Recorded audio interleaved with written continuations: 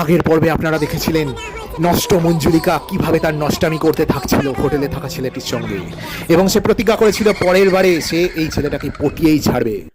দেখুন নতুন পর্ব, নষ্ট ভূতের মিষ্টি গল্প। সেই ছেলেটি আবারও এক নতুন হোটেলে পৌঁছায়।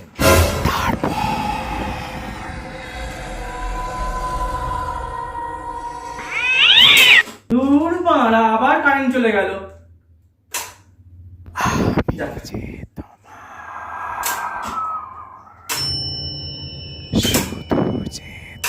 ইরে বাবা,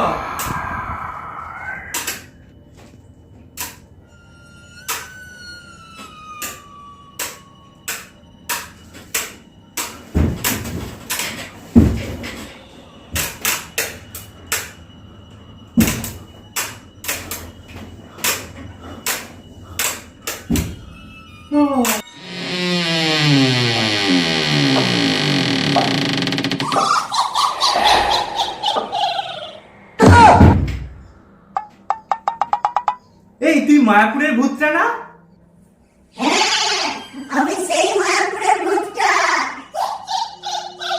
ও, তবে এবার মেকআপটা আগের বারের থেকে ভালো হয়েছে। আসলে কি বলতো, আগেরবারে বাজেটটা একটু কম ছিল, 300 টাকা দিয়ে পার্টি মেকআপ করিয়েছিলাম, এবারে 1200 টাকা দিয়ে পার্টি মেকআপ করিয়েছি।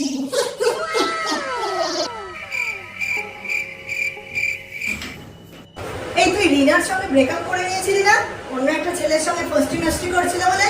হ্যাঁ, কিন্তু তুই কি করে জানলি? আমি সব জানি ভাই, রিনা যার সঙ্গে ফষ্টি নষ্টি করছিল ওটা আমার এক্স বয়ফ্রেন্ড আকাশ। সেসব ঠিক আছে, কিন্তু তুই এসব কথা কেন বলছিস?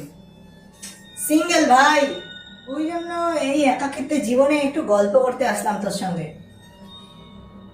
সব ঠিক আছে, কিন্তু তুই ভূত কি করে হলি? সে অনেক দুঃখের কথা ভাই।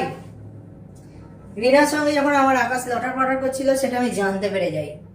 আকাশকে তখন গিয়ে প্রশ্ন করি যে তুমি কি করছিলে এটা। আকাশ তখন আমায় তাড়িয়ে দেয় জানিস। তার কিছুদিন পরেই আমি প্রেগনেন্ট হয়ে যাই।